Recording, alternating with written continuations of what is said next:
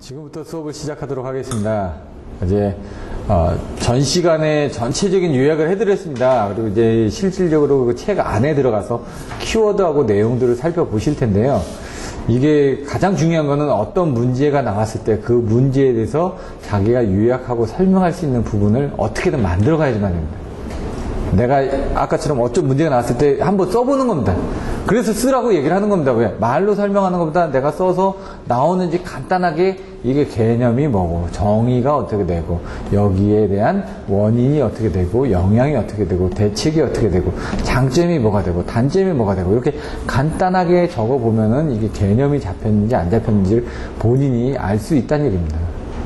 그래서 지금 뭐 여러 가지 얘기들이 나오고 있습니다. 스터디반 같은 것도 어떻게든 해보자. 좋습니다. 무조건 해야지만 됩니다. 하는데 시험을 보셔야지만 됩니다. 시험을 보는데 힘들다. 그럼 처음에 30분을 보십시오. 그 다음에 좀 지나면 60분을 보고 좀 지나면 이제 100분을 보는 겁니다. 그래서 일주일에 한 번씩 100분씩 시험을 보다 보면은 그 100분의 13문제 가지고 똑같이 보는 겁니다. 13문제 봐가지고 10문제 체크하듯이. 그러면 예를 들어 10문제씩 선택을 했다. 그러면 지금 20주 아닙니까? 보통 24주인데 여러분들 시작하면 처음에는 안 될 테니까. 그러면 한 20주 정도 공부했다. 그럼 200문제 가지고 간 겁니다, 지금. 200문제를 여러분들이 풀었기 때문에 그 푸른 상태에서 시험장에 갔을 때는 어떻게 합니까? 똑같은 시험 조건이 100분이 나왔을 때 여러분들이 풀었던 그 기억을 가지고 똑같이 쓰면 됩니다. 왜? 그때 고민했던 걸 똑같이 고민 안 해도 되거든요. 왜? 100분이라는 시간 동안에 문제를 보면서 고민해가지고 막 쓰려고 노력을 했었단 말이에요. 근데 그 다음에 또 그 시간이 주어졌을 때 그때 고민을 했기 때문에 그 기억을 되살리면서 시간을 줄여가지고 쓰실 수 있다는 얘기입니다. 그래서 시험을 자꾸 보라고 얘기하는 겁니다. 저도 시험을 안 보지만은 그럼 저는 이제 보면서 이제 개념은 생각이 나지 않습니까? 뭔가 이제 쓰는 건 저는 약합니다. 솔직히. 제가 안 썼기 때문에. 저도 써야 되는데 그게 안 되니까 쓸 시간이 부족하니까 어떻게 보면 강의를 하기 위해서 자꾸 얘기는 하는 부분을 하니까 맥락은 되고 막 그거 쓰긴 씁니다. 쓰긴 많이 쓰죠. 근데 제대로 못 쓰는 거니까 체계적으로 못 쓰는 겁니다. 그냥 말을 하는 건 막 해도 되는데 쓰는 거는 막 쓰면 안 되거든요. 보기 좋게 써야 되고 연습을 좀 해야 되고 그래서 그러면서 각각 조금 채점을 좀 해보자는 얘기죠. 아, 이 사람 거 저번에 여기 앉으셨던 분이 있죠. 갑자기 생각이 이름이 안 나는 예? 그분 같은 건 그림하고 이런 거 참 잘 그렸습니다. 제가 봐도 그걸 보면 아, 이건 참 괜찮은 아이디어네요. 근데 그런 식으로 답안지를 돌려봐야 되는데 돌려서 보고 그거를 자기 걸로 만들기 위해서 서로 노력을 해야 된다는 얘기죠. 다른 데 가면은 답안지도 안 보여줍니다. 왜? 스터디하는 반 외에는 안 돌립니다. 왜? 자기네 자산이거든. 뭔가 스터디를 한다는 얘기는 문제 한 문제에 대해서 자기가 뭔가 답안지를 만들어 가져와서 그 답안지를 다른 사람한테 도움이 되게끔 전달해주고요. 다른 사람이 만든 답안지를 자기한테 도움이 되게끔 흡수를 하는 겁니다. 다른 사람하고는 경쟁이죠. 같은 스터디는 동지고 다른 스터디는 적이 되는 겁니다. 그렇기 때문에 다른 데 가면 절대 안 줍니다. 그래서 저희도 여기 학원한테 가능하면 그 자료를 드리고 다른 학원을 배포를 하지 말라는 이유도 그겁니다. 일단 여기 계신 분들부터 잘 돼야 되니까 그거는 인지상정이니까. 팔이 안으로 굽지 밖으로 굽습니까? 안 굽지 않습니까 지금. 일단 이거부터 굽혀놓고 그 다음에 되면 밖으로 굽히는 겁니다. 그래서 그런 부분을 여러분들끼리 잘 하시라고요. 근데 지금 좀 이게 좀 약하기 때문에, 밑에가 약하기 때문에 제가 푸시하면서 올려드릴 수는 있는데, 그거는 제가 푸시를 하려면은요, 여러분이 도와달라고 얘기를 해야지만 제가 푸시를 합니다. 그러니까 제가 모든 부분에서 다 도와드리지는 못한다고 얘기를 했습니다. 왜냐면 제 상황이 그렇기 때문에. 하지만 기회가 될 때마다 제가 여러분들을 충분히 도와드릴 수 있는 그런 부분을 마련해 보겠다고 말씀드렸기 때문에 그런 것들은 조절을 하면 됩니다. 그전처럼 한 달에 한 번씩 뭐 일요일날 와가지고 예를 들어 뭐 특강 한 번 한다든가 그렇게 할 수도 있고요. 그건 상황에 맞춰가지고. 근데 이제 저도 그렇습니다. 제가 얘기했죠. 옛날에 5명 할 때 5명 맨날 앞에 나와서 공부했었습니다. 아, 그분들 때문에 수업을 한 겁니다. 왜? 안 빠지고 5명이 매주 나옵니다. 매주. 그전에는 어떻게 했냐. 5명이 수업을 듣는데 1명도 없는 날도 몇 번 있었습니다. 아무도 없습니다. 저 혼자서 떠듭니다. 기운이 안 납니다. 기운이. 반응이 없는데요. 저기 찍는 사람 한 사람하고 저하고 합니다. 제가 그런 걸 몇 번 해봤거든요. 근데 힘이 떨어집니다. 근데 10명 있을 때하고 15명 있을 때하고 틀립니다. 오늘도 한 10명 있지 않습니까? 아침에. 15명 있을 때하고 틀린다. 벌써 눈치가 보입니다. 15명 있으면 15명의 30명의 눈초리가 보이기 때문에 저는 가능하면 중간중간 부분 한 번씩 다 봅니다. 저분이 이해하고 있는가? 뭘 하고 있느냐? 왜?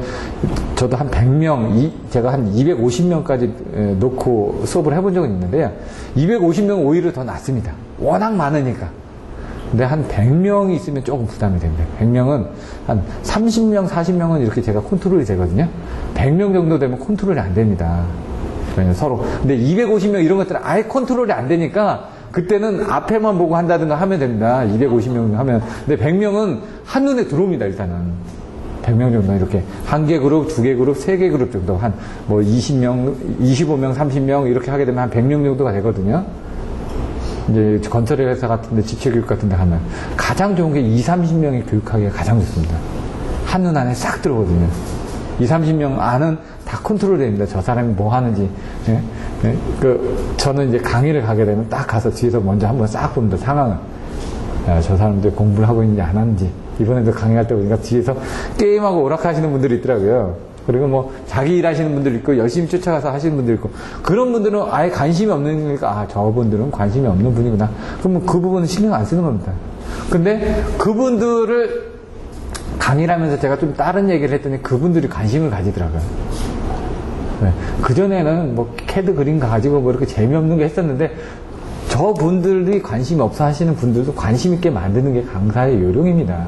그래서 뭐 다른 얘기하면서 하니까 아까 뒤에서 세 분이 이렇게 딴짓했는데 그 중에 한 두 분은 뭐 관심을 가지고 듣더라고요. 그래 저 사람들이 관심을 가질 만한 얘기를 하면서 내 강의는 이런 겁니다. 항상 전체적으로 저는 요약을 해드립니다. 그래서 여기서 필요한 부분은 달면 삼키고 쓰면 뱉어라. 지금 있는 부분은 단 과정이니까 여러분 삼키세요. 반드시 이 부분은 쓴 거니까 안 들으셔도 됩니다. 관심 있으신 분만 들으세요.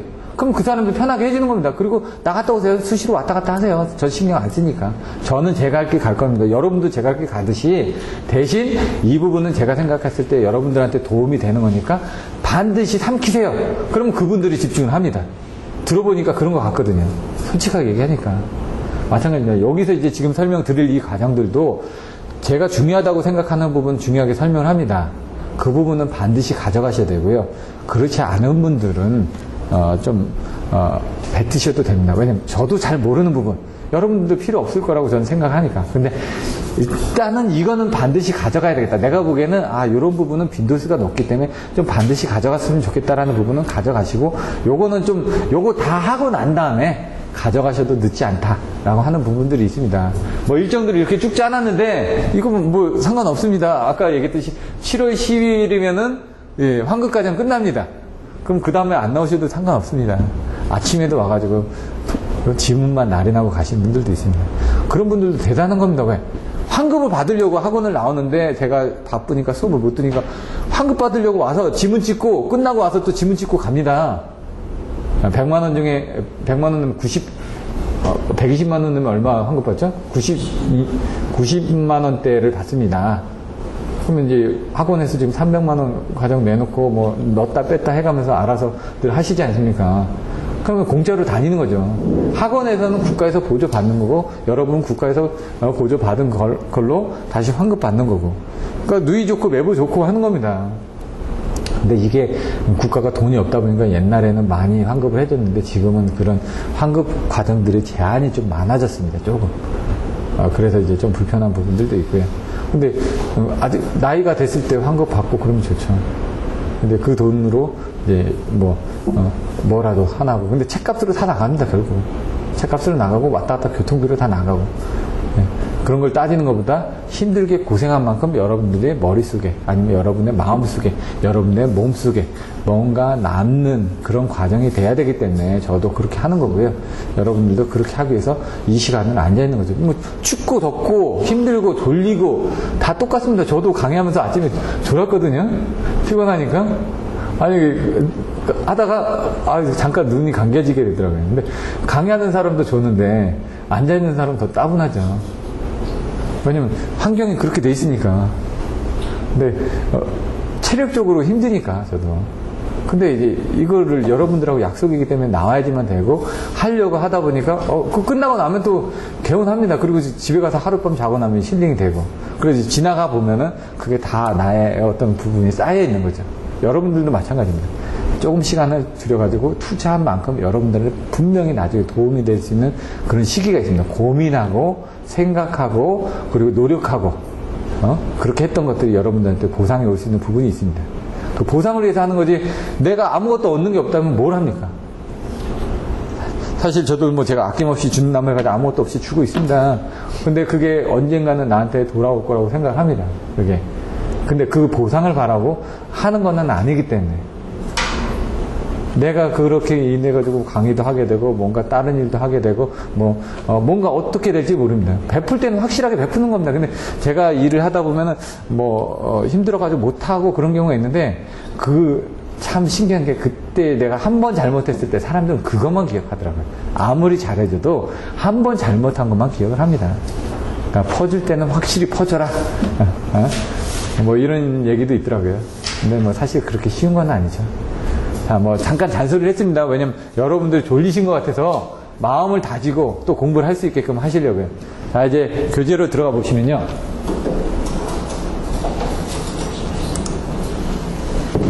잠깐만요. 이게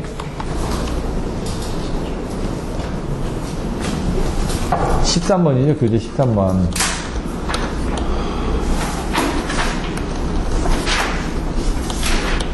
여기는 그림들 잘 보십시오.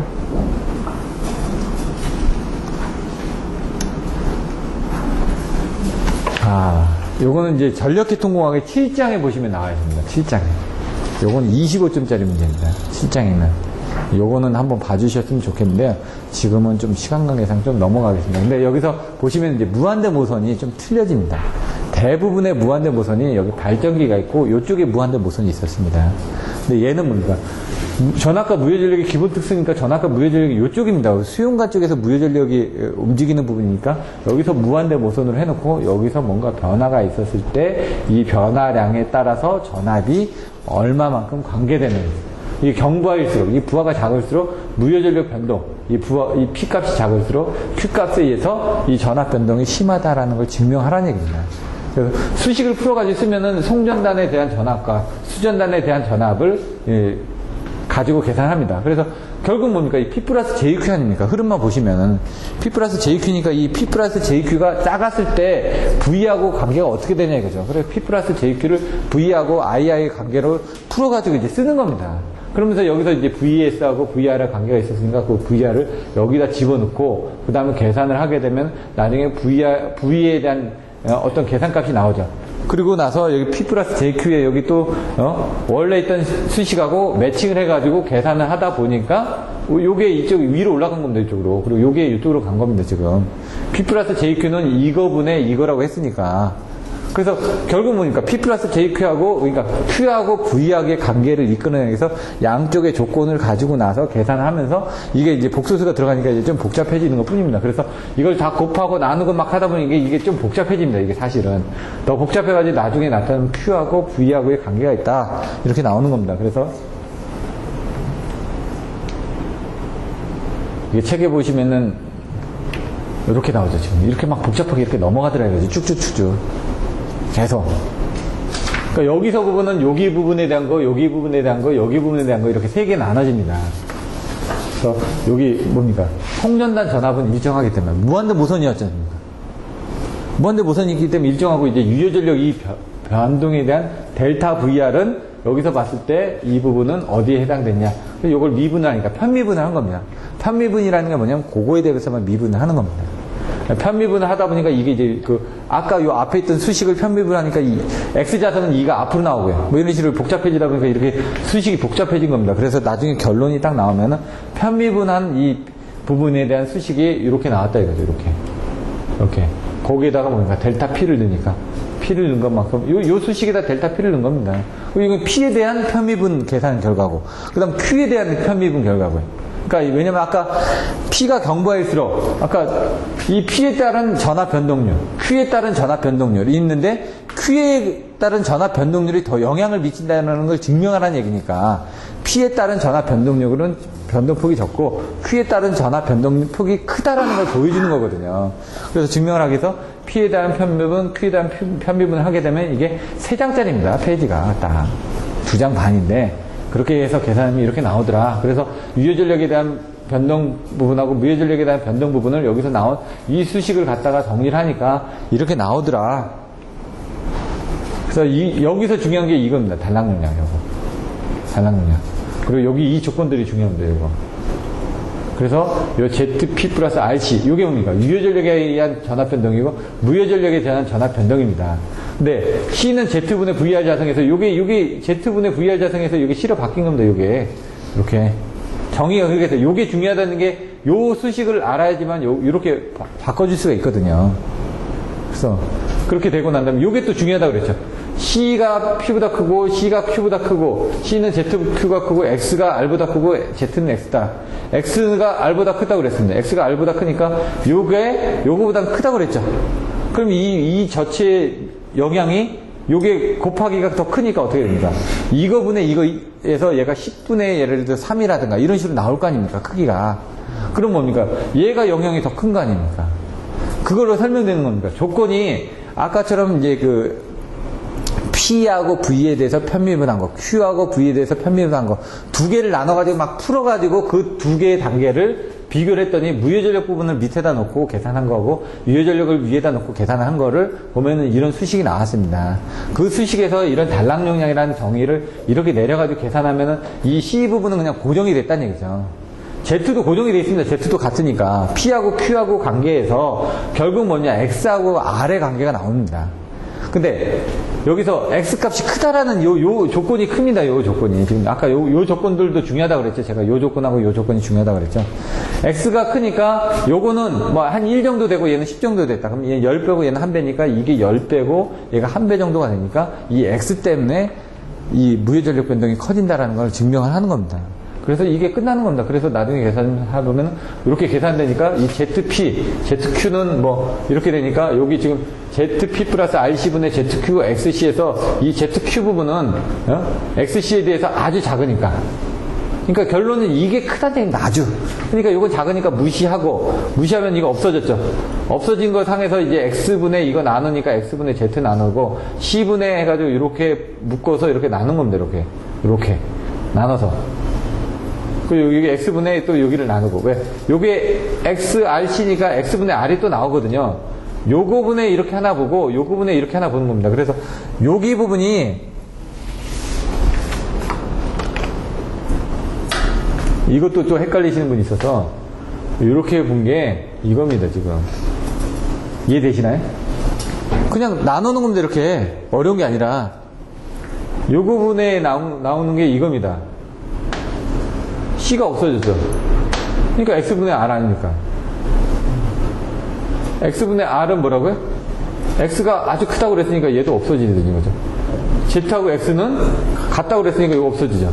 그러니까 결국은 이게 나오는 거죠. 그래서 제가 여기서 나왔던 부분에서 요거하고 요 조건이 중요하다는 부분이 이거를 아셔야지만 이렇게 식을 풀어서 쓸 수가 있으니까. 근데 이게 어려운 게 아닙니다. 조금만 하시면. 그러니까 아까 그 편미분이 어려운 겁니다. 편미분 쪽이. 거기서 실패를 많이 하거든요. 근데 이제 편미분 쪽에 실패를 하더라도 결론은 사람들이 그 편미분 안에 거 다 안 봅니다. 저도 다 보다 보면 저도 그게 계산이 안 되더라고요. 넘어가다 이거 왜 나왔지? 근데 이제 제가 봤을 때 중요한 건 뭐냐? 전체적인 흐름을 가지는 게 중요하니까 전체적인 흐름에서 나는 이거는 이거고 여기는 요거다 해서 결국은 요게 뭡니까? 얘가 이제 C가 크다 그랬죠. 저기보다. 그래서 로가 1보다 작으니까 얘가 C가 크니까 그래서 전체적으로 보면 아까 이 밑에가 뭐라고요? 무효전력에 대한 그 변동 부분이고 여기 유효전력에 대한 변동 부분인데 이게 크니까 무효전력에 대한 변동 부분이 크다라는 거를 그렇게 증명을 했다 이 얘기입니다 지금. 그러니까 저는 개념만 그렇게 잡고 있습니다. 그래서 더 깊이 들어가는 계산 문제는 여러분들 보시라는 얘기죠. 근데 키포인트는 요런 거가 키포인트인데 제가 봤을 때는 그것만 중점적으로 생각하시면은 전체적으로 쓰시는 데는 지장이 없을 겁니다. 여기서도 보시면 몇 배? 아까 0.6에서 1.0 PL에서 아까 뭐라고 2배. 2개가 있어야 된다 그랬죠? 그래서 1.2에서 2.0 PL. 아까 14장에서 아까 볼 때 설명드렸죠? 1.2에서 2.0 PL. 그게 이게 교과서에 나와 있는 겁니다, 이게. 어디 있는 게 아니라 교과서에 있는 걸 그대로 쓰는 겁니다. 그래서 한 1.0에서 2개가 있어야 되니까 영질로는 한 60에서 70% 정도가 있어야 된다는 얘기입니다. 전력계통의 무해전력 발생원과 소비원. 무해전력의 발생원과 소비원을 하게 되면 여기는 이렇게 설명을 해놨지만 교과서에도 이렇게 나와 있습니다. 아까 보셨던 표 정도로 보시면 어떻게 될까요? 발생원은 뭡니까? 진상이라고 그랬죠? 앞으로 나간다고요. 소비원은 지상이라고 그랬죠? 그러면 여기서 지상 발전기의 과여자. 진상운전 시의 동기조상기. 제가 아까 발전기와 동기조상은 반대라고 그랬죠? 발전기가 과여자 일어났으니까 뭔가 발생을 하는 거죠. 여자가 많이 됐으니까. 아까 지진이 일어난다고 그랬잖아요. 이거 제가. 지진, 위가 뭐라고 발생하는 거. 그러니까 발생원이 맞죠. 진상운전 시는 반대니까 진상운전 맞고요. 충전 용량이 큰 송배전선. 예? 콘덴서 성분이 되는 겁니다. 전력용 콘덴서가 이렇게 들어가죠. 아까 그 교재 내용은 좀 틀린 겁니다, 지금. 아까 보셨을 때. 근데 걔는 제가 뭐라고요? 그 관점은 뭔가 발생하는 게 아니라 그거를 줄여주기 위한 그 개념으로 일정하게 이렇게 일자로 이렇게 써놓은 게 그런 의미로 쓰는 겁니다. 이거 보다가 그 책 보면 이거 왜 그러지? 이렇게 얘기를 합니다. 그러니까 저는 이제 그걸 그렇게 해석을 안 하고 걔는 그걸 유지하기 위해서 이렇게 썼다라고 그냥 그렇게 해석을 한 겁니다. 그냥. 근데 이제 지진 그 부분은 제가 아까 좀 더 확인을 해봐야 된다고 말씀드렸던 게 좀 헷갈려가지고 했던 거고, 이 개념은 이겁니다. 발생원은 콘덴서를 통해서 진상을 만드는 거니까. 아까 그 콘덴서가 왼쪽에 있었나요? 오른쪽에 있었죠? 지상 부분에 가 있었습니다. 원래 개념은 이게 맞습니다. 이 개념으로. 그러니까 이 개념으로 가져가서 그림을 그리실 때는 그 사람은 그림을 반대 그림으로 그린 것 같다. 네. 그렇게 얘기를 한 겁니다. 여기는 발생하는 거, 앞으로 나가는 거, 진상에 관련된 것만 보시면 됩니다. 여기는 지상. 쓰는 거에 관련된 거. 쓰는 건 뭔가 리액터입니다, 리액터. 지상, 쓰는 겁니다. 근데 여기는 얘가 진상 무해전력 공급한다는 건 발전기는 반대가 되는 거죠. 이것도 뭐 어렵진 않습니다. 왜? 지진 해가지고 요거 위에 과여자니까 얘는 밑에이죠. 쓰는 거니까. 지진, 진상이고 저여자고. 과부적시 문제가 되는 거예요. 진상 무해전력이 부족합니다. 무해전력이 부족하다. 그러면 어떻게 됩니까? 뭔가 공급해주는 게 적으니까. 뭔가 이렇게 채워줘야 되는데 적으니까 뭔가 떨어지겠죠. 예? 진상은 뭔가, 진상하면 뭐죠? 딱 두 가지가 있습니다. 진상하면 생각나는 거. 아, 저 백화점 와서 진상 부리는 놈. 맨날. 예, 이렇게 생각하시는 분들도 있고, 아, 임금님에게 진상한다. 뭐 물건을 갖다 바친다. 그러니까 갖다 바치거나 달라고 이렇게 막 조르는 뭐 그런 식이 되는 거죠, 느낌이. 그러니까 이게 뭔가 갖다 바치는 게 지금 부족하니까 어떻게 됩니까? 뭔가 부족하다고 문제가 생길 거 아닙니까? 그게 뭡니까? 전압이 떨어진다든가, 손실이 증가하다든가, 안정도가 저한다든가. 그러니까 뭡니까? 아까처럼 발전기 과여자 운전이 뭐라고요?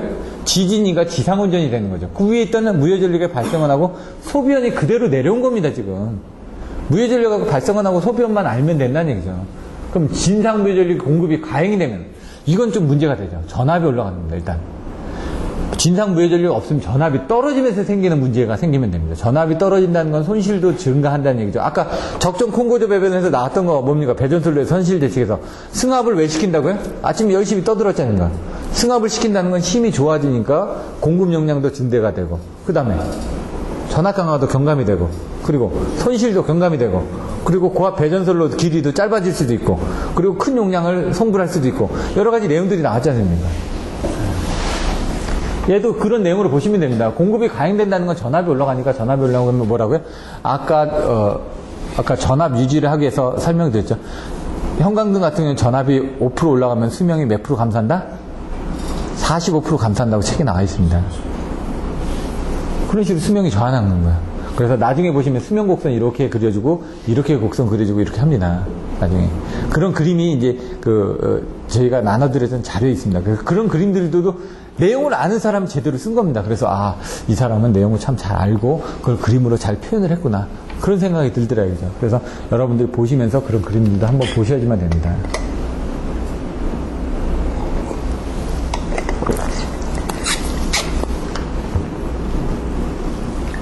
밑에를 보시면은 QV 제어에 적절한 운영. 아까 무효전력 제어가 나오면 개협종 무조건 나오시라. 무효전력 제어 나오면. 아까 제어 방식에서 3개가 있다 그러면 AFC 쪽에 제어 부분이 있고요. 그게 뭐라고요? 주연바. 그 다음에 AGC의 제어 방식. 질병제병. 그리고 가운데 무효전력에서 제어 방식 개협종. 근데 ELD 쪽에서 제어 방식은 이제 ELD 쪽을 하게 되면은 이제 경제부합배분에서 이런 그 부분들이 나옵니다. 나중에 무효전력 부분이. 그래서 개별제어 1, 2, 3가 나온다고 그랬죠. 협조제어가 나온다고 그랬죠. 종합제어가 나온다고 그랬죠. 개별제어 1, 2, 3는 발전소만 보는 겁니다. 개별제어 2는 발전소의 일부하고 무효전력 단거리. 개별제어 3는 장거리까지. 그래서 여기 보시면 개별제어 1. 여기 보시면 제가 얘기했죠. 변압기 옆에 AVR하고 LRC하고 이게 있다고요. 원래 AVR이 이쪽에 있어야지만 됩니다. 근데 여기서는 AQR이 이쪽에 있고요. AVR로 해서 변압기 전압 조정을 하는 걸로 그림이 나와 있습니다. 이걸 헷갈리시면 안 됩니다. 원래는 아닌데, 원래는 여기 AVR에서 발전기에 AVR이 있는 건데, 여기는 그 LRC, LDC라고도 저희가 얘기를 하죠. 그 LDC에 대한 것들을 조합하기 위한 그런 부분입니다. 부하시 탭 조정장치. 이건 OLTC에 대한 AVR 조정장치고요. LDC가 별도로 또 나와 있는 것도 있죠. 협조제어. 협조제는 옆에 있는 놈까지 가는 거. 옆에 발전소까지. 개별제어 3에다가 파력 발전소를 연결하는 겁니다. 인접한 발전소. 그래서 개별제어 1, 2, 3도 헷갈리는 게 1은 그냥 발전소만. 근데 이거는 거기다가 무효전력에서 제어하는 거, 장거리로 하는 거. 개별제어 1, 2, 3 보시고 협조제어는 그 인접한 옆에. 개별제어 방식 3에다가 옆에 발전소까지. 종합제어는 그 협조제어일 때 이 CRT에서 QV 컨트롤하고 조상설비 발전기에서 이렇게 왔다 갔다 하는 요 그림 정도. 요것도 잘 안 외워지시거든요. 개별제어 1, 2, 3는 그림이 있습니다. 교과서에. 여기는 그림이 빠졌지만, 그거를 이제 보시라는 얘기예요. 그걸 갖다 적정하게 뱉어주시면 되고. 종합제어 그림이 이걸로 외워주셔야지만 됩니다. 책에 있는 종합제어 방식은 좀 외우기가 힘듭니다. 그래서, 뭐라고? ELD 나왔지 않습니까? 이게 지금 ELD입니다, 지금. 제가 AFC, ELD, 그 다음 뭐라고요? AGC라고 했죠. AFC는 주연바, 그리고 ELD는 개협종, AGC는 직병제병. 이렇게 만들어 놓은 게 있습니다. 왜? ELD 쪽에, ELD 계산하는 게 바로 종합제어 방식이거든요. 그래서 이 종합제어를 하기 위해서 아까 개별제어, 협조제어, 종합제어를 한다는 얘기고 그 안에 큐브 컨트롤이 나오는 겁니다. ELD를 하게 되면 ELD에서 무효전력 제어를 한다는 얘기죠. 무효전력 제어가 발전소하고 변전소가 있는데 이게 바로 전압조정입니다. 그래서 AVR하고 AQR로 전압조정 한다고 나와 있었죠. 그 다음에 변전소 쪽에서는 뭡니까? 전압조정은 션트랙터라든가 이런 조상설비 이용해서 한다고 그랬죠. 그리고 여기를 개통운전 상태라고 안 하고 여기 그냥 전력개통이라고 써놓는 책도 있습니다. 전력개통을 하게 되면 이 전력개통에서 무효전력 제어가 이쪽으로 돌아가고 다시 ELD 계산을 해가지고 이렇게 돌아가기도 합니다. 요걸 전력개통으로 써놓은 데도 있습니다. 그 정도. 주파수 저하시 대체. 주파수가 떨어지니까 어떻게 합니까? 발전기를 출력을 올려야 되겠죠? 발전기 출력을 어떻게 올리냐? 기기 측에서 대체. 주파수 떨어졌으니까 터빈이 지금 떨어졌다는 거예요. 터빈 속도가. 주파수가 떨어졌다는 건 발전기에서 출력 속도가 떨어졌다는 거고, 그럼 터빈의 속도도 떨어졌다는 얘기니까 뭡니까? 고유 주파수를 전격 회전수로부터 멀어지다 한다. 진동이 안 되게끔 한다. 뭐 이런 식으로. 다른 데에 영향을 받지 않도록 기기 측에서 대책을 하는 거고, 개통 측에서는 어떻게 합니까? 아니 이게 지금 부족하니까 어떻게 보면 설공은 전대 해가지고 나왔죠?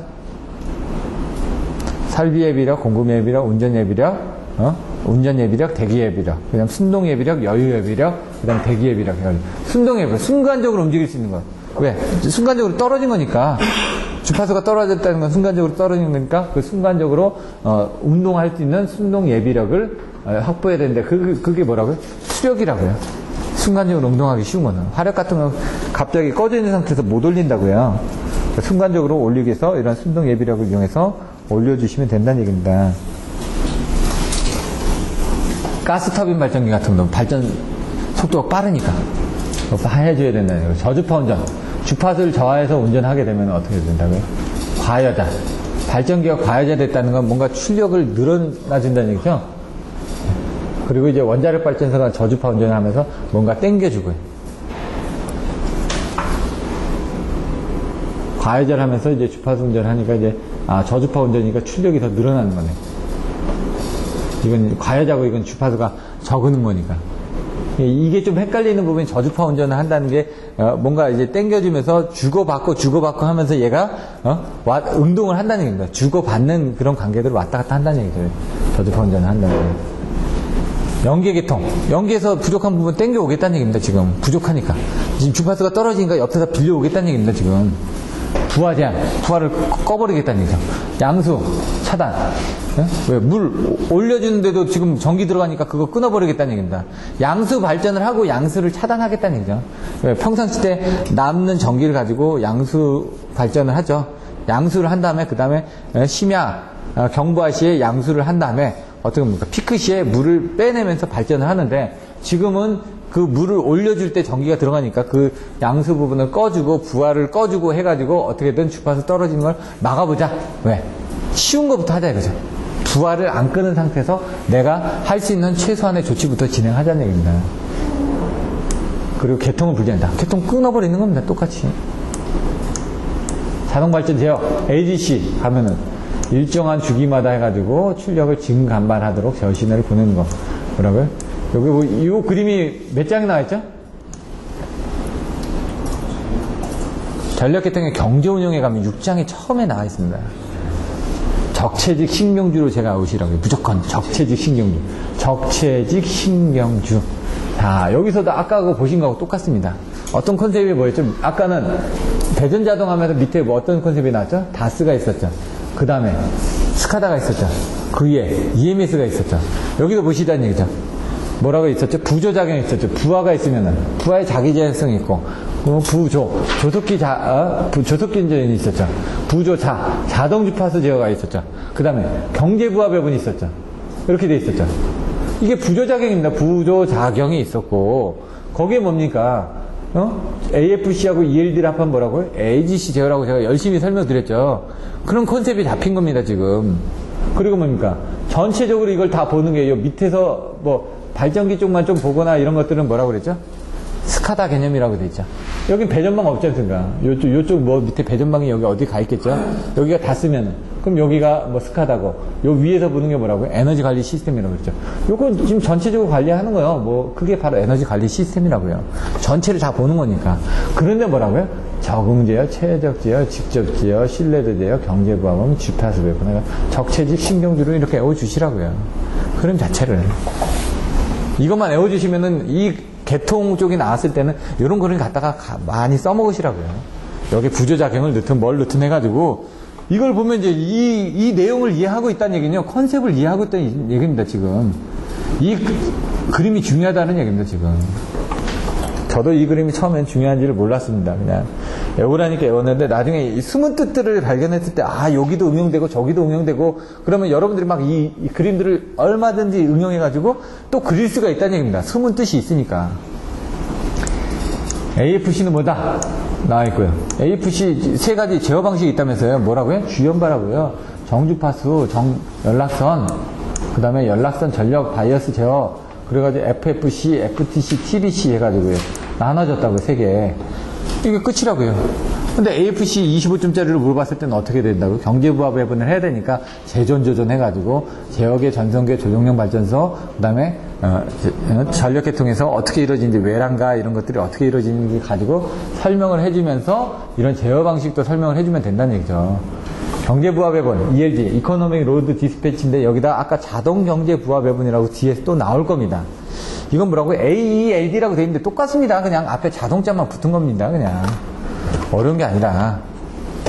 그러니까 이렇게 듣고 나서 이제 나중에 이제 개통공학 들어가면 여러분들 좀 이해가 쉽겠죠. 그때는. 기본소에 있는 걸 아무리 안 들어도, 요거를 보시면 됩니다. 그러니까 연구반하고 좀 같이 들어주시면은 좀 편합니다. 이런 게. 이해가 팍팍 되죠. 제어 목표, 제하 조건, 대하 대상 뭐 이렇게 나와 있는데 이런 것들은 그냥 넘어가고요. 경제부하 배분, 증주문 연료비. 자세히 보시면 이게 어떤 때는 반대로 되어 있습니다. 출력이 올라갈수록 연료비가 증가된다는 얘기고요. 또 어떤 때는 그림이 또 이렇게 반대로 이렇게도 그려져 있습니다. 이게 또 그림이 틀리니까 이게 헷갈리는 거죠. 지금 뭐냐? 출력이 올라갈수록 연료비가 더 올라가는 겁니다. 그런 개념으로. P1 발전기의 슬로프, P2 발전기의 슬로프, P3 발전기의 슬로프. 이렇게 별로. 이제 용량들이 다 틀리니까. 사실 이렇게 그려놨지만, 여기 뭐 출력이 비슷한 것들은 여기서 이제 왔다 갔다 하겠죠. 예? 비슷하니까. 근데 이걸 이제 보기 좋게끔 늘려놓은 겁니다, 옆으로 출력을. 이게 100이고요. 이게 120이고, 이게 130이고, 이게 140 이렇게 보셔야지, 이걸 1000, 2000, 3000, 4000 이렇게 보시면 안 맞습니다. 예. 그때는. 비슷비슷한 놈이라고 생각하고 보셔야죠. 옛날에 놈도 있죠. 무슨 놈, 이렇게, 예? 자, 제어 방식. 이게 지금 뭐라고요? AGC의 제어 방식입니다. AGC. 제목이 AGC 아닙니까? AGC니까 제어 방식을 물어봤으니까 뭡니까? AFC하고 ELD의 협조 제어 방식인 AGC를 설명하는 겁니다, 지금. AGC 협조 제어 방식에서 직병, 재병이라면서요. AFC하고 ELD가 무조건 들어가야지만 됩니다, 여기 협조 제어니까. 그리고 발전소가 지나서 전력계통. 이 전력계통을 밑에다 놓는 게 낫습니다. 책에 따라서 막 전력계통이 앞에 가고 뭐 이렇게 돼 있는데 밑에다 놓고 쓰는 게 낫다는 얘기죠. 그러면 야, 직렬이니까 다 직렬로 연결됐네. 뭐 어려운 거 없습니다. 직렬이니까. 병렬로 연결됐는데 딱 보시면 뭐라고요? 전력계통을 밑에다 놓고 발전소를 여기다 놓고 AFC하고 이렇게 병렬로 가는 겁니다. 그러니까 발전소까지. 뭐 어렵습니까? 재배분. 전력계통을 밑에다 놓고 뭐라고요? 발전소를 놓고 재배분이니까 AFC하고 ELD가 병렬이 아니라는 얘기죠. 이거 병렬 아니죠? 재배분이니까 ELD만 다시 돌아오는 겁니다. 재배분. 병렬 재배분은 뭡니까? 여기다가 이렇게 하나만 연결하면 끝납니다. 이렇게 병렬로 하나만 연결해주면 되고. 얘는 뭐라고? 재배분이라고 이렇게. 아까 돌았던 게 재배분이라면서요. 병렬이니까 여기 하나만 연결해주면 되죠. 그러니까 이게 어려운 게 아닙니다. AFC하고 ELD가 무조건 들어오는 협조 제어 방식에서 직병, 재병으로 가면 되는데, 그림을 어떻게 그리냐. 책에 있는 그림이 막 다 틀린데, 다른 거 필요 없고, 전력계통 무조건 밑에다 넣으십시오. 앞쪽에다 AFC, ELD 넣으십시오. 오른쪽에 발전소 넣으십시오. 그럼 끝납니다. 이거 보고 그냥 그 그림 4개 그리고 나서 간단하게 쓰면 끝입니다. 이게 뭐가 어렵냐 이거죠. 근데 처음에는 이거를 어떻게 써야 될지도 모르겠고, 어떻게 그려야 될지도 모르겠고, 책마다 다 그림이 틀리니까. 제가 봤을 때는 이 그림을 딱 그려주시면 외우기가 쉽다는 얘기죠. 결론. 60에서 플러스 마이너스 0.1입니다. 아까는 뭐 0.2라면서요. 그리고 4초마다 제어 시그널을 보냅니다. 아까 그 EMS 쪽에서 시그널이 들어오는 게 4초마다 한 번씩 들어옵니다. 요거는 이제 전력 품질 및 신뢰도 유지 기준에 나와 있는 내용입니다, 이게. 신뢰도 유지 기준에서, 이게 뭐냐면은, 전력 거래소. KTX에서 전력 거래소에서 이제 전력 품질 및 신뢰도 유지 기준이라는 걸 만들어가지고 EMS 시스템에서 이렇게 하겠다라고 만들어놓고 법적으로 만들어놓고 자기네들이 그걸 유지하려고 운영하려고 노력을 하는데 그 운영 노력에서 접점이 들어오고 나가는 시간들을 정의를 해놓은 겁니다. 그 안에 플리커도 나와 있고 그 안에 PSS도 나와 있고 그 안에 기준들이 다 나와 있습니다. 그것들이 이제 시험에 나오는 거죠. 이 안에도 전력 품질 신뢰도 기준이 나와 있습니다. 그러면 그 안에 전문은 아니더라도 그 안에 내용들이 막 나와 있거든요. 그럼 그 안에서 모든 걸 다 볼 필요가 없다는 얘기죠. 시험에 나오는 것들만 보자는 이거죠. 아니면 나왔던 거나. 나올 것들도 있습니다. 나올 것들도 있는데 뭐가 어떻게 나올지 어떻게 합니까? 그러니까 일단 시험에 나왔던 것들하고 나올 만한 것들만 먼저 보자는 얘기죠. 나머지들을 그때 가서 보자는 얘기죠.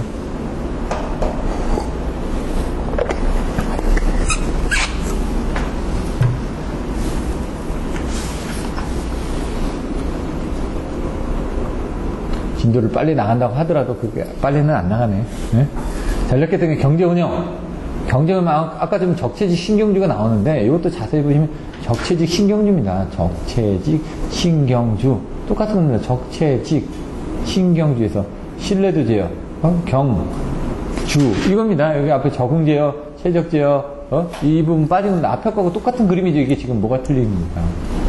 그 경제운용에 이게 제일 앞에 나와 있다면서요. 전력계통공학의 6장에 보시면 똑같은 그림을 이상하게 그려놓으니까 힘든 거죠. 여기 뭐 아까 봤죠?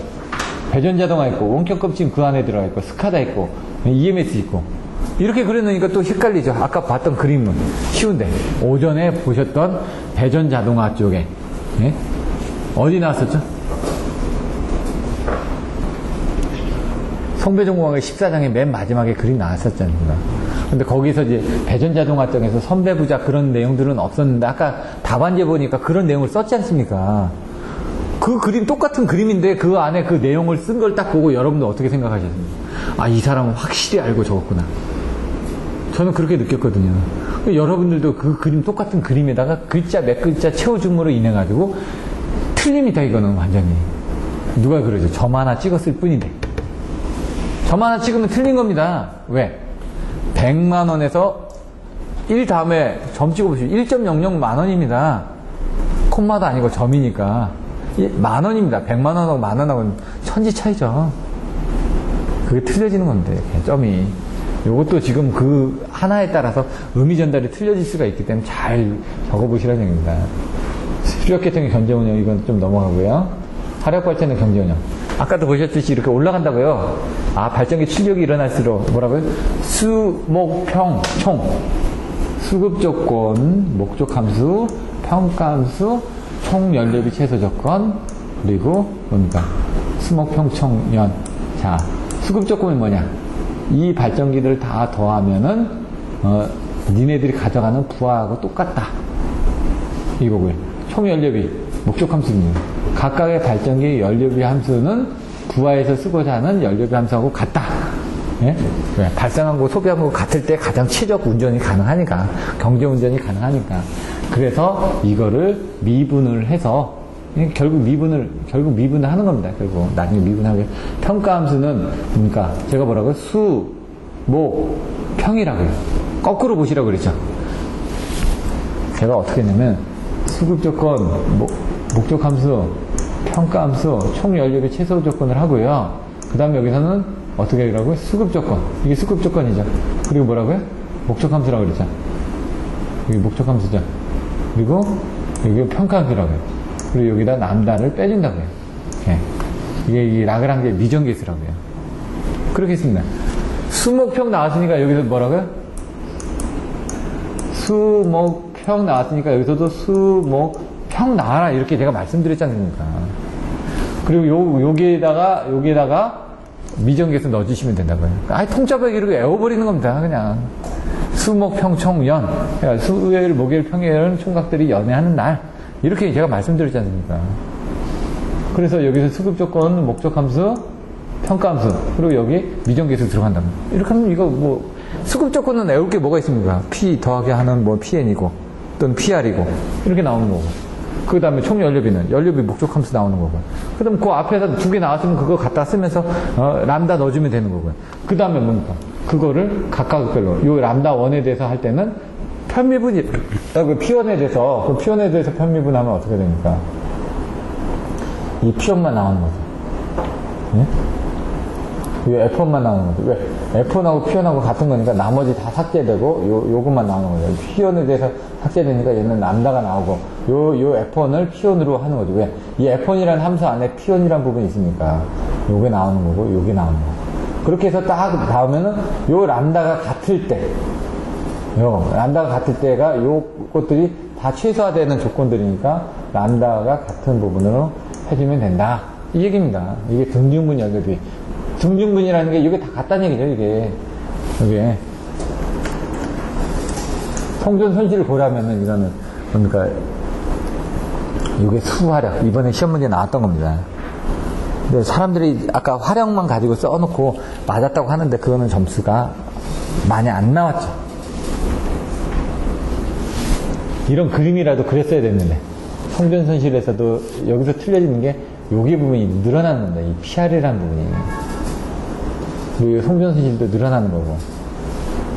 그전에는 이 PR만 있었고 이 PL은 없었지 않습니까? 그러면서 나오는 것들이 뭡니까? 이 수력 쪽에서 들어오는 부분이 이 pH가 하나 더 추가가 됩니다. 여기서 나중에 보시면 pH가 여기는 안 보이네. pH하고 PS를 같아서 뭐 PR을 했다든가 이런 식으로 내용들을 하나 해주면 됩니다. 이게 낙차 변동을 무시했을 때, 낙차 변동을 무시했을 때 여기 PS하고 pH가 나오네요. 요게 이제 추가가 되는 겁니다. 수급 조건에서. 요게. 요 내용이. 란다. 개수 계산하는 방법들 나와 있고요. 낙차 변동 고려시는 더 어렵습니다. 그래서 이거는 시험에 안 나옵니다. 이건 제가 보기에는. 왜? 지금 화력도 계산 못하는데 거기다 수정 넣어놔서 시험 문제 냈더니 못 맞히더라 이거죠. 근데 이것까지 낙차 변동 고려시까지 하면은 그건 더 못 맞히죠. 제가 보기에는 낙차 변동 고려시까지는 안 나올 것 같습니다. 네, 더 변수들이 많아지니까. 더 변수들이 이거 보시면 더 많아지거든요.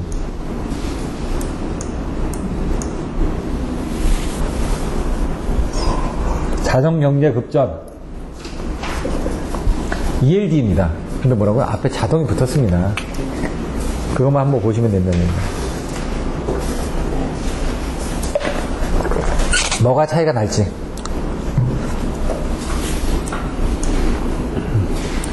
여기 최적 조류 계산이 옛날에 시험 문제 나왔습니다.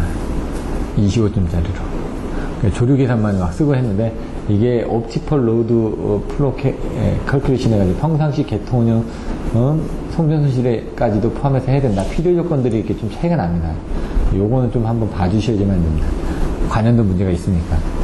AFC 부분에서 요 EDC는 경제급전자가 ACG, AGC인데 ACG라고 써놨네. 이렇게 같다라고 했는데 좀 틀리죠, 사실은. 여기 EDC로 해놨으니까 ELD가 아니라 EDC로 해놨으니까 같다라고 하는 거죠. AFC는 개통 특성 뉴스 해가지고 자동 주파수 제어 방식 FFC, FTC, TBC 그 옛날에 SFC라고 쓰기도 하고 뭐 TBC라고 쓰기도 하고 뭐 좀 틀리다고 그랬죠. 경자 부하 배분이 AFC하고 ELD 협조 제어라고 했죠. 이런 것들은 뭐 같이 가지기 때문에 떼어낼 수 없다. 그럼 좀 약하죠. 결혼 같은 거는 그냥 한번 보시면 될 것 같고요.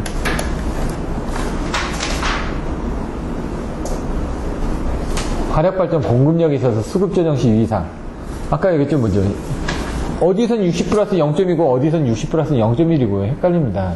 이건 우리나라의 신뢰도 유지 기준 목적은 60 플러스 0.1로 하고 있다는 얘기죠. 0.2가 맞나요? 0.2는 책에서 옛날에 봤는데 0.1이 이게 맞는지 좀 헷갈리네. 책에는 0.1고요. 예. 한전에서는 0.1로 가지고. 예. 그러니까 한전에서는 0.1이 맞는데 책의 그 답안지들에 보면은 0.2로 돼 있는 것들이 일부 있습니다. 근데 이제 기술 기준에 그 산업부에서 나온 걸 보면 0.2로 드립니다. 그렇죠. 그러니까 법적인 규정에는 60 플러스 0.2 또는 뭐 플러스 마이너스 2Hz라고 돼 있는 것도 있고 기준들이 조금씩 틀려진데 0.2Hz가 이제 우리 기본서 체계나 그런 쪽에 나와 있는 거고요. 한전의 그 신뢰도 유지 기준에는 0.1로 나와 있을 겁니다, 여기에. 예. 그래서 이런 것들이 또 헷갈리시니까 이렇게 해놓고 가려고 품질의 신뢰도 유지 기준 그리고 뭐 이렇게 옆에다 코멘트를 또 달아주시는 것도 좋을 것 같습니다. 아까 또 보시면 주파수 유지학에서 개통 측에서 수용가 측에서 어떻게 해야 되느냐 이런 것들을 내용 보시면 될 것 같고요. 아까 주파수가 떨어졌습니다. 아까 앞에서 어떤 영향이 있을지 주파수가 떨어지면 아까처럼 어떤 영향이 있다고요? 왜 떨어졌냐 이거죠. 터빈 쪽에 속도가 줄었지 않습니까? 터빈 쪽에 속도가 줄은 게 뭐냐 이런 것들로 그런 것들로 인해 가지고 공진이 일어날 수도 있고 그 주파수가 떨어졌으니까 안쪽합니까? 품질이 떨어지겠죠. 왜? 회전수가 떨어지니까 정확하게 힘을 만들어내지 못하니까 품질이 떨어질 거란 얘기죠. 그리고 이제 정밀도라든가 이런 거 오차 같은 것들이 증가할 거고요. 떨어진 만큼 뭡니까? 자석 밀도가 증가가 되네.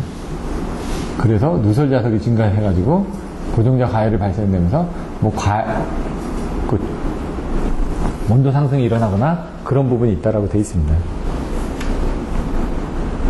최적 조류 제어. 그래서 조류 제어하고 똑같은데 각각의 발전기에서 발전된 전력을 최소의 손실과 최적의 전기 품질로 수요단까지 공급하기 위해서. 최적 전력 조류가 뭐니까 최소의 손실하고 최적의 품질입니다. 그냥 유효전력과 무효전력의 흐름을 제어하는 거는 뭔가 조류 제어인데 최적자가 들어가니까 그게 들어간 겁니다. 그래서 조류 제어 방법이 요게 이제 틀려진 거예요. 그 전에 했던 거하고. 그때는 뭡니까? 뉴턴 라트법이라든가 이런 것만 있었는데 여기는 뭡니까? 지금 조류 제어를 하기 위해서 뭐 위삼각 제어기, UPFC 뭐 그런 부분하고, 예? 그 다음에 TCPR 같은 이런 부분하고 이런 부분을 제어를 하겠다는 얘기죠. ULTC, 부스터, 직렬콘에서 TCSC, 이게 지금 팩치 쪽 아닙니까, 전부 다. 개통절체, 발전력 조정, 부환제약, 이 팩치 같은 이런 설비들을 통해서 조류 제어를 하겠다는 얘기죠. 경제급전, ELD, EDC. ELD하고 EDC는 틀려진다고요. 아까 AGC가 뭐 EDC하고 같다고 그랬죠? ACD라고 설명을 해놨는데, 그건 AGC고요. EDC가 바로 그겁니다. ELD하고 컨트롤을 하겠다는 얘기예요. 이코노믹, 디스패치, 컨트롤. 그러니까 그 컨트롤이 들어가니까 요거는 AGC가 맞습니다. EDC하고 AGC는 같은 겁니다. 그리고 EDC는 AFC하고 ELD를 같이 만들어 놓은 게 이겁니다. 그러니까 그런 용어들이 좀 처음에 헷갈리실 테니까 그런 것들도 잘 정리해 놓으시면 됩니다. 이건 3분 후에 그걸 가지고 계산을 한다고 하네요. 아까는 4초마다 받아가지고 뭐 어떤 데이터를 조정을 한다고 이렇게 돼 있었는데 요거는 3분 뒤에 것들을 예측해가지고 그 시간 뒤에는 정확하게 거기에 응동할 수 있도록 뭔가 제어, 응용, 그 다음에 운용할 수 있는 어떤 설비들을 갖추고 있는 것을 말합니다. 교통의 안정도 유지, 주파수 조종용 발전소, 용량 선정, 주파수 조종용 발전소로는 주파수를 조종하게 한 거. 그래서 주파수를 조종한다는 거는 짧은 시간 내에 조종하는 거죠. 조금밖에 조종이 안 되니까 주파수가 조종을 한다는 건 뭐 벗어난 걸 조종한다는 건 아닙니다. 약간 헌팅하고 있는 것들을 조종한다. 그래서 여기 보시면 미소한 부하 변동이라든가 아니면 단축의 부하 변동도를 조종하겠다는 얘기입니다. 그래서 실제 부하 변동이 여기에서 조종할 때는 실제 부하 변동의 표준 표차를 거래해가지고 어떻게 고려를 할 것이냐, 얼마나 공급해 줄 수 있는지 그 여부를 가지고 공급량을 판별을 하겠다는 얘기입니다. 주파수 조종용, 수력 같은 경우는 적극적으로 2분의 1, 뭐 이런 것들이 돼 있고요. 화력 같은 경우는 5에서 10% 이렇게 돼 있고요. 조종용 발전기 선정에서 구비 조건이 중요합니다. 다른 것보다는. 구비 조건. 뭐 개통 운영에 지장을 초래하지 않아야 된다. 이건 일반적인 거고, 조종 가능 범위가 크고 빈번한 부하의 변동에 신속하게 운동할 수 있어야 되고, 당연히 맞고요. 그 다음에 AFC 조종을 해줘야 되고, 효율의 변화가 크지 않아야 되고, 그리고 전압 변동망에서 지장을 일으키지 않아야 되고, 뭐 다 좋은 얘기니까요. 한 번씩 보시면 되는데, 이걸 나중에 보고 쓰실 수 있을까, 과연? 그래서 한 2-3개 정도는 쓸 수가 있습니다. 2-3개 정도. 잘만 생각하면. 그 이상의 거를 생각하기 위해서 뭔가 여기서도 여러분들 키워드를 만들어 보심이 어떨까. 저는 아직 키워드를 안 만들어 봤습니다. 화력. 수력과 화력을 비교한다고 되어 있죠? 이것도 한번 읽어보시면 될 것 같고요. 하나만 알면 나머지는 반대입니다. 어떤 경우는 대각선이 되는 경우도 있고요. 팩치가 딱 나오면 어떻게 나온다? 플렉시블 AC 트랜스미션 시스템에서 팩치의 종류가 뭐다? TCVR 있고요. TCSC가 있고, TCPR 있고, 그리고 UPFC가 있고, 밑에 스타콘이 있고, 이런 식으로 이제 뭐 애우기 나름입니다. 그게 머릿속에 딱 생각이 나야 된다는 거죠. 그러면서 팩치가 있으니까 고유 송정용량 계산 방법이 3가지가 있습니다. 뭐가 있다고 했죠? 고송상수 해가지고 고유부하법, 송정용량에 의한 계산법, 송정용량 계수법입니다. 3차각 이양 방법, 스트레이란 실험식, 이렇게 나와 주셔야 된다는 거예요. 요건 뭘까요? 고유부하법이죠. 네. 임피던스, 고유 임피던스가 있으니까. 고유부하법의 정의가 뭐죠? 예? 고유부하법의 정의가. 요거를 보십시오. 예? 고유부하 용량까지? 아니죠. 고유부하법의 정의를 하려면 송전단 전압을 단락하고 그걸 임피던스로 이렇게 해가지고 설명 드리지 않습니까? 요 수식을 보면서 설명하라고요, 지금. 송정량 계수법에서, 송정량 계산 방법에서 고유부하법에 대해서 설명할 때 고유부하법은 뭡니까? 이 고유부하 P를 이용을 한다고요. 근데 뭡니까? 수전단을 단락한 상태에서 송전단의 그 고유 임피던스를 가지고 계산하는 방법이 그거라면서요. 나중에 설명할 때 이 수식만 기억하고 있으면 그 설명 다 된다고 말씀드렸지 않습니까? 잘 기억 안 나시는 분은 앞으로 들어가서 보시고요.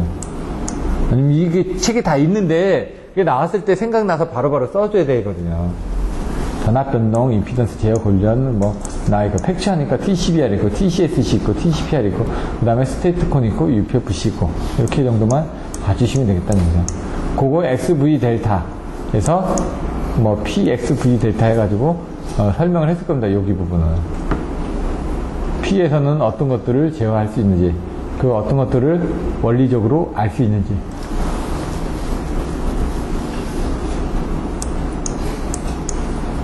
정지형, 스테이트 컨덴서네요, 그럼. 동기 조상기. X, GTO 인버터, 스테이트 콤이라고요. GTO 인버터 나오면 스테이트 컴벤세이터. 저는 그렇게 아예 기준을 잡아봐야 그랬습니다. 헷갈리니까 스테이트 콘은 콘덴서고 스테이트 컴은 자례식 인버터다. 이게 지금 자례식 인버터 아닙니까? 그래서 이제 자례식 인버터로 해서 그냥 아예 외워버렸습니다. 근데 이게 어떤 장점이 있냐? 기계적인 동작부가 없습니다. 사이리스트만 있으니까. 뭔가 기계를 움직이는 게 없다는 얘기죠. 소음 진동이 없다. 제가 보기에는 소음은 있습니다. 진동은 없을지 몰라도 소음은 있습니다. 소음하고 진동은 좀 덜하고요. 소음은 있습니다. 징하고. 근데 이제 그게 이제 우리가 생각하는 소음이 뭔가 물건을 열었다 닫았다 하면서 움직이면서 그런 생각하는 소음이고, 걔는 어떤 잡음 같은 징하고 이제 울리는 것들은 있습니다. 없는 건 아니고요. 거의 없다 이렇게 얘기를 한다든가 해야죠. 없다 그러면 안 되죠.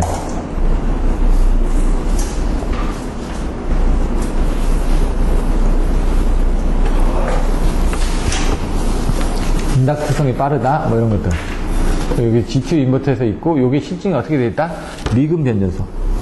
미금이 어디 있냐? 저기 구리 옆에 의정부 쪽에 가시다 보면 구리 미금 있는데 그쪽에 있거든요. 그 미금 변전소에 저기 효성에서 10MV짜리 스테이트컴을 갖다 설치해서 운영을 하고 있어요. 그래서 그런 데들도 한번 기회가 되시면 한번 가보시고, 제가 찍은 사진들이 있으니까 그 사진들을 가지고 기회가 되면 또 공유를 하고요.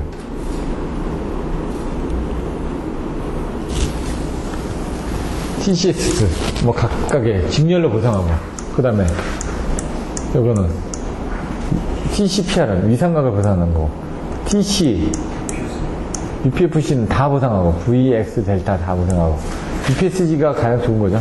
가장 비싸고, 하나당 가격들이 되게 비싸니까. UPFC는 안 했어요.